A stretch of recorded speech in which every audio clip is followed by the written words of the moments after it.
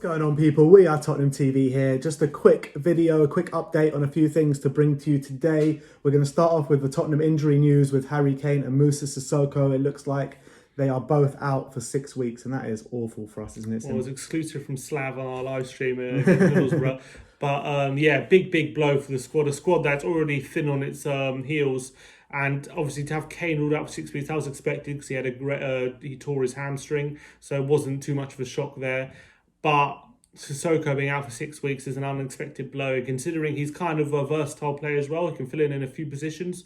It's the first time he's had a big injury, isn't it? It's worrying, and I think how we're going to cope without him, because he really provides that physicality that we lack without him in the midfield. So without Sissoko for the next few weeks, he's going to be relying on the other central midfielders, Winks and Ndombele. Ndombele's got his own injury problems. Exactly. So yeah, he's got a torn groin injury or whatever he has. So I don't know how long he's going to be out for. That hasn't yet to be determined. But big blow. And I don't know if this will push us to go in on the transfer it's better market, these injuries are happening now than in February, because at least we'll have the option to sign someone. Whether we do or not is a different story. But I think the Sissoko one could actually hurt us quite badly. I really do. But you know what? Look at the Kane one. Look how toothless we were up front against Middlesbrough. You know, there's no focal point up there. And when we have no focal point with Mourinho and the tactics he plays, it's very different to not having one under Poch.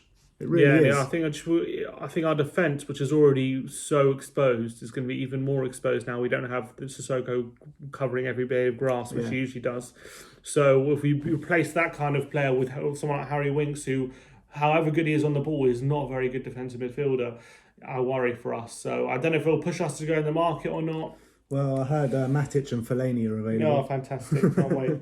Can't wait. Maybe Lee Cattermole as well, yeah? Yeah. Gareth Barry, I heard's on a free. You know what? I wouldn't put it past us. Yeah. Gareth Barry's always been a Spurs fan. Tell you what, if Levy was like chairman of Leicester, they'll still have Wes Morgan at centre-back because they won the league a few years ago. And Morgan and Robert Huth. But yeah.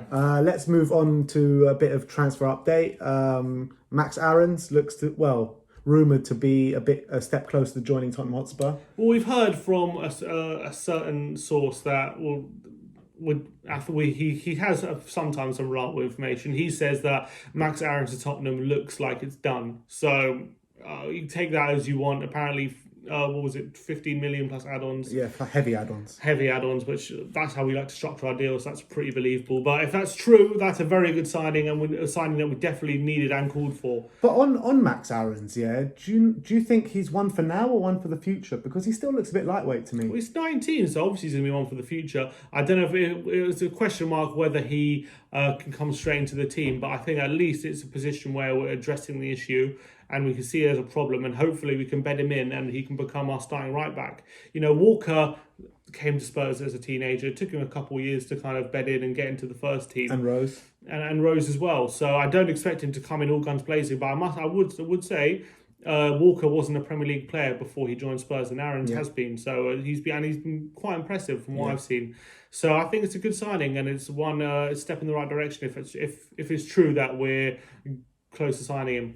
Yeah. In this window. Remains to be seen whether it's this window or maybe a loan back and he'll go in the summer. But what we're hearing is it's very close at least. Moving on, Hakim Ziyech. There's no concrete information, but apparently we're interested, and he's got a release clause. I can't remember what the release clause was. About 40 million? 30 to 40 million in between there. Would that be a good signing for you? I like Hakim Ziyech. I think he's clearly a very talented player. But I always have these question marks when these players have release clauses and no one goes for them. Like, is there a reason for that? I remember seeing an analysis report on Ziyech when Poch was manager, and they were saying however talented he is going forward, I think his lack of defensive nous can leave your team exposed. And would Mourinho want that kind of player? I question that, but I do think he's a player. If he came to Tottenham, he would sure get goals, and he'll probably get assists as well. I think we saw in the Champions League against us how good he could be, but I guess there's a question mark over his temperament. Yeah, that's true. And last but not least, Christian Eriksen. There's been noises coming out of Milan or Inter saying that they haven't made contact with Eriksen. And It's the Inter CEO saying that they like Eriksen. They think he's a quote interesting player, but they haven't contacted him. Sorry, they haven't been in talks with Eriksen, and they haven't been in talks with Tottenham either. So the rumours that he's very close to joining Inter for 20 million or whatever seem a bit wide of the mark for now. But I guess we'll have to wait to the end of the window. I guess although it could be a chairman like the Lyon chairman, the day before Ndombele signed for us was like, no, we haven't even been talking to Tottenham. Exactly. And it could be a ploy to try and get us to lower our asking price. It's something that people in the football board seem to do quite often. But that's what he said publicly. He said there's going to be no contact with Eriksen and no contact with Tottenham.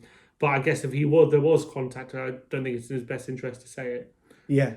But I think their best option of getting Eriksen would be to buy him in this window, because I think once he goes on a free, they'll lose out. But surely him telling the press or the media or all the other clubs saying that they haven't spoken to Tottenham opens up other clubs to speak, because any club is open to speak to him for a contract, for a pre-contract now. Correct. So I don't understand. He would probably want to lock him down. So yeah, but saying it publicly doesn't help him or Inter. And I think the only way that Inter can get Eriksen is to buy him now in January. I don't think if once he goes on a free in the summer, they have no chance. He'll go to someone better. Yeah. All right. Yeah. So there you have it. Let us know in the comments section below what you think of the Sissoko and Kane injury. Is it going to hurt us as much as we say? What do you think of Ziyech and Max Aarons? Do you think they'll be good signings for us? And do you think Eriksen should leave now in the January transfer window? Or should we keep him until the end of the season and let him leave for a free on a Bosman at the end of the season? And as always, come on, you Spurs.